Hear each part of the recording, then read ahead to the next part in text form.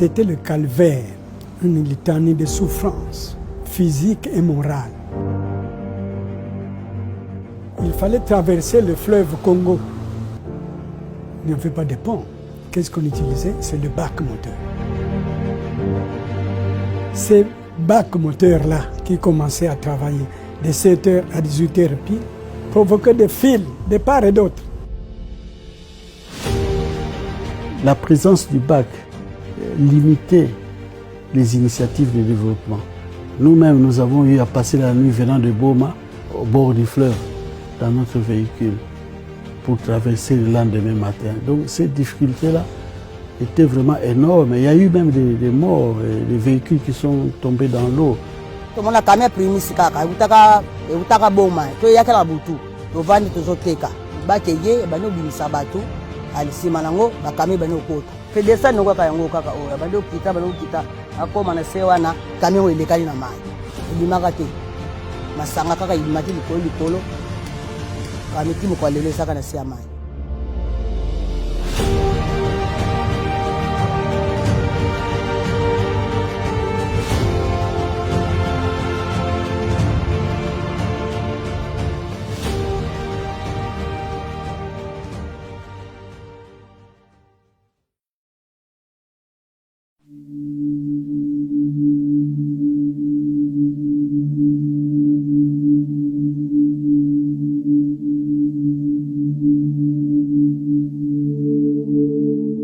Le 18 juin 1983.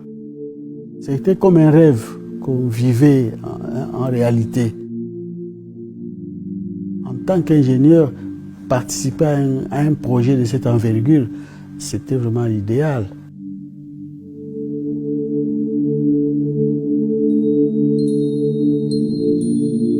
C'était un miracle, franchement, de voir disparaître les différentes souffrances qu'on endurait au bac moteur là-bas.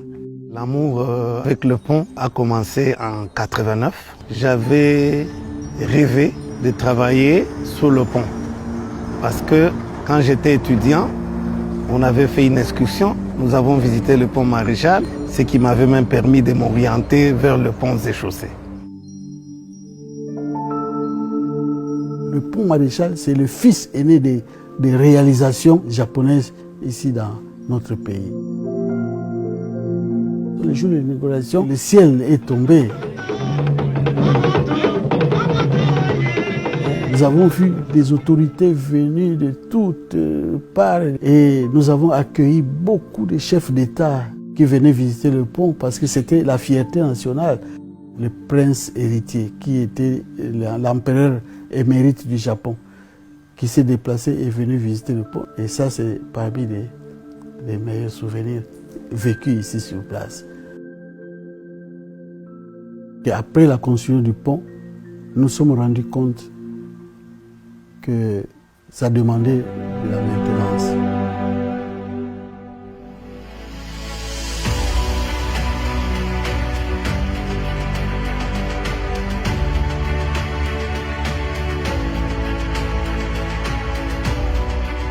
La maintenance, c'est la base de la santé d'un ouvrage. La maintenance que nous faisons ici, c'est la maintenance préventive. C'est-à-dire que nous décelons de façon précoce les anomalies et nous procédons aux réparations.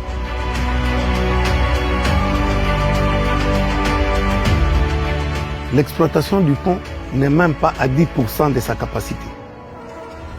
Parce qu'il y a la partie voie ferrée qui n'est pas encore exploitée.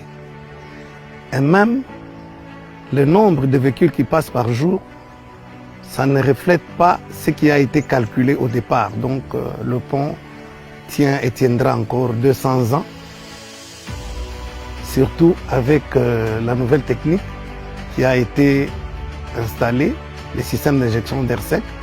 Ça a prolongé le pont de 200 ans encore. Le pont, pour nous, c'est un ouvrage qui fait la fierté, non pas de la province, mais de toute la nation.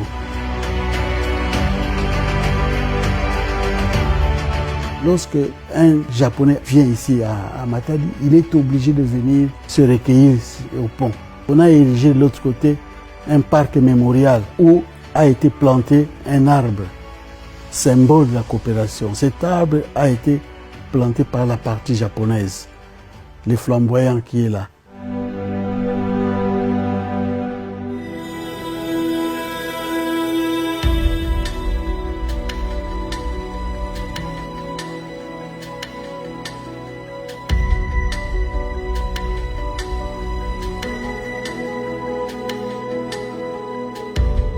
Nous nous donnons corps et âme parce que nous nous disons le pont Maréchal fait partie de notre vie. Nous ne devons pas les laisser ne pas atteindre ces objectifs qui sont la sécurité, l'acheminement de tout le produit. Quand on nous demande, nous, de bien entretenir ces ponts, nous demande une petite taxe. Moi, je crois que c'était très volontiers que nous devons payer ça. Nous venons de vivre pendant 40 ans, hein, et ce que ce pont a fait pour nous.